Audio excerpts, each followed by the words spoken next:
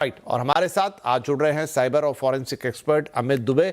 अमित जी, बहुत बहुत स्वागत है आपका। तो देखिए, ये बात तो लंबे समय से सब जानते भी हैं कि फ़ोन हमारी बातचीत सुनता है, हम कुछ बात करें या हम कोई सर्च वगैरह कर लें और वो एडवर्टाइज़ हमें आने लगते हैं। लेकिन अब तो ये है कि मेरे फ़ोन कॉल्स, मेरे मैसेजेस या मतलब जो भी मेरे मुंह से कहीं भी निकला, किसी भी तरीके से निकला, वो सब कुछ मेरे फ़ोन को पता है और उस आधार पर मुझे एडवर्टाइजमेंट परोसे जा रहे हैं। चलिए, एडवर्टाइजमेंट तो दिखा ली है, लेकिन क्या ये बात सिर्फ वहीं तक सीमित है?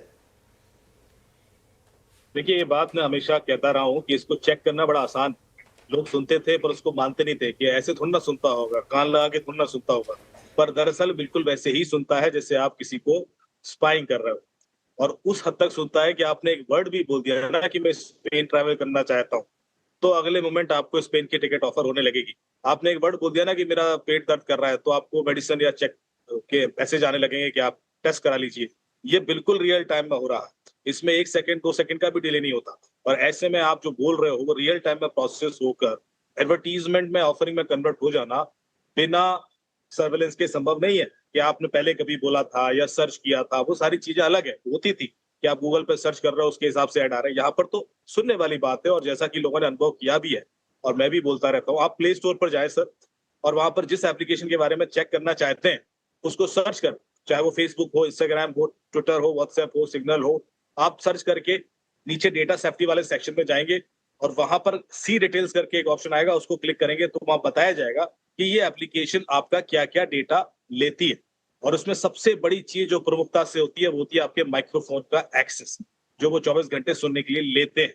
इसके अलावा आपके सारे ओटीपी पढ़ते हैं, आपकी ब्राउजिंग हिस्ट्री देख लेते हैं, आपके फोन में एप्लीकेशन कौन कौन सी है, किस एप्लीकेशन से आप क्या करते हैं, आपके हेल्थ रिकॉर्ड क्या है, कितना आप चलते हैं, दौड़ते हैं, सोफे पे बैठते हैं, आपके फाइनेंशियल रिकॉर्ड क्या है, आप किसको पैसा देते हैं, कब देते हैं। ये सारी चीजें इतना रियल टाइम में कैप्चर हो रही हैं कि आपकी जो रियल वर्ल्ड एक्टिविटीज है आपसे ज्यादा इनको पता है। और ये फोरकास्ट कर सकते हैं काफी सारी चीजें, जो आपको कई बार ऐसा भी लगेगा यार ये तो मैंने सोचा था और हो गया, या तो मैंने किसी को बोला भी नहीं और मेरे सामने ऑफर आ गया, ऐसा भी हो सकता है। क्योंकि एआई से संभव है। आपका यदि इस तरह का डेटा कैप्चर हो रहा है तो इवॉल्व करके प्रोएक्टिवली बहुत सारी चीजें प्रिडिक्ट की जा सकती हैं और इस हद तक आपको डराया भी जा सकता है। सवाल मैंने तब इनफैक्ट उठता है जब ये डेटा गलत हाथों में चला जाए। सिर्फ बिल्कुल, आप एडवर्टीजमेंट आ रहे हैं उसमें सही बात कह अलग रहे हैं है। अमित जी। ये तो सबका अनुभव है, मेरा भी है, आपका भी है और कई लोगों का होगा कि चलिए, बातचीत की वहां तक तो समझ में आता है, लेकिन कोई चीज आपने सिर्फ सोची या किसी पर्टिकुलर दिन पे आप कुछ करते हैं तो वो पहले से ही आने लगता है। मतलब ये सिर्फ एनालिसिस नहीं है, ये उसका डीप एनालिसिस है। डेफिनेटली, और ये ज्यादा खतरनाक है सर, क्योंकि अभी तो आप 1 दिन या 2 दिन पुरानी सोची हुई चीज आए, हो सकता है कि इस हद तक पावरफुल हो जाए कि आपके 2 साल का प्लान या 6 महीने का प्लान भी पहले से तैयार हो किसी एआई बॉट के द्वारा कि इससे ये कराया जाना है, तो हम गुलाम हो गए ना। विपिन जी, इस दुनिया में सबसे महंगी चीज है क्या? सबसे महंगी चीज है आजादी, जिसके लिए हम पूरा टाइम परेशान होते हैं, और हम यहाँ पर गुलाम हो चुके हैं। हम अपने निर्णय अपने हिसाब से ले ही नहीं रहे, हमारे निर्णय कोई और फोर्सफुली करवा रहा है। तो ऐसे में इस गुलामी से कैसे बाहर आया जाए, कि जब तक हमें खुद ही नहीं पता होगा हम तो प्रयास भी नहीं करेंगे उससे बाहर आने का। और ये सबसे बड़ा खतरा। तो एक चीज बताइए अमित जी कि ये जो सारी बातचीत सुनी जाती है, आपने कहा रियल टाइम में सुन रहे हैं, ये क्या सुनता है? कोई ये मशीन इसे सुनती है, ये कोड्स में रहती है, कोई ह्यूमंस इसे बैठ के सुनते हैं? क्या प्रोसेस क्या होती है पीछे से? मैं आपको एक रियल एग्जाम्पल देता हूँ सर। एलेक्सा सबके घर में है।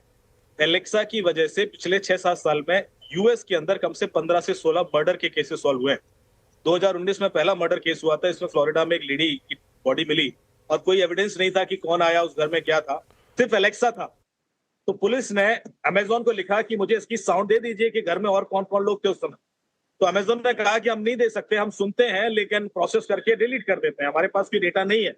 उसके बाद इन्होंने उसके पेटेंट डॉक्यूमेंट स्टडी किए और उसमें पता पड़ा कि ये 3 महीने तक ये साउंड रखते हैं प्रोफाइलिंग करने के लिए, जो लोग भी उसके आसपास बोलते हैं।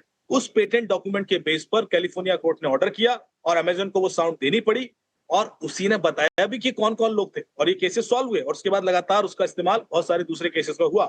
तो इसका मतलब है इस हद तक पावरफुल होती है जो लिसनिंग है। आप एलेक्सा के पास जाइए और उससे कहिए एलेक्सा हु एम आई, आप सिर्फ 3 शब्द बोलिए, हु एम आई, वो आपको पहचान लेगा कि आप विपिन जी बोल रहे हैं।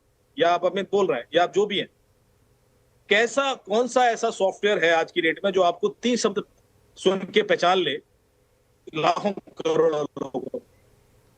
कितनी पावरफुल प्रोसेसिंग है, वो फाइलिंग करके बैठा हुआ है।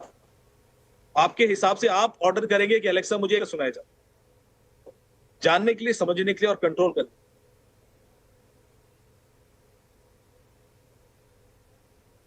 जी, राइट अमित जी, तो ये कहानियां, ये किस्से हमने भी सुने। इनफैक्ट एक बार आई थिंक अमेजॉन के ही कुछ एक्स एम्प्लॉयज़ की वो कहानी बाजार में बहुत चर्चित हो गई थी, जिन्होंने कहा कि वो इसी प्रोजेक्ट पे काम करते थे और इनफैक्ट वो जो बातें रिकॉर्डिंग में उन्होंने सुनी, उसको सुन के उनके मानसिक संतुलन बिगड़ गए थे। इसका ये मतलब तो है कि कोई उसको फिजिकली, मतलब एक ह्यूमन इंटरवेंशन के साथ भी सुन रहा है, जिसमें बाद में ऐसी दलीलें आती हैं कि वो हम सिस्टम को और बेहतर बनाने के लिए, अच्छे इंटरप्रिटेशन के लिए।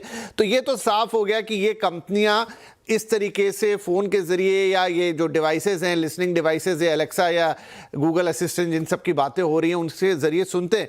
तो अमित जी, एक चीज़ समझ में नहीं आई, ये तो सीधी सीधी जासूसी वाला मामला हो गया क्या? और जहां से ये कंपनियां आ रही हैं ना, अमेरिका जैसे देश में, इन्हें लेकर कोई सीधा सीधा कानून नहीं है कि आप ये कैसे कर सकते हैं? देखिए, यूएस में कानून क्लियर है, इंडिया में कानून को लेकर अभी बहुत सारे विरोधाभास है। और यूएस में ऑलरेडी आपको पता होगा कि अभी हाल ही पिछले हफ्ते भी व्हाट्सएप के ऊपर एक लिटिगेशन फाइल हुआ है, जिसमें ये बताया गया है कि व्हाट्सएप आपकी चैट देखता है। और प्लेंटिफ करके कंपनी है, उसमें इंडिया के भी रिप्रेजेंटेटिव हैं, ब्राजील के हैं, ऑस्ट्रेलिया के हैं, कई कंट्रीज के लोगों ने मिलकर एक केस फाइल किया है। और उन्हें कहा है कि ये चैट एक्सेस की जाती है और उनके पास एविडेंसेस हैं, जिसके ऊपर व्हाट्सएप ने डिनाई किया कि नहीं हम नहीं करते हैं और ये फेक है। लेकिन इस तरह के एलिगेशन लगाए गए, इस तरह के कोर्ट में केसेस चले और इस तरह के ऊपर पेनल्टी भी लगाई गई है।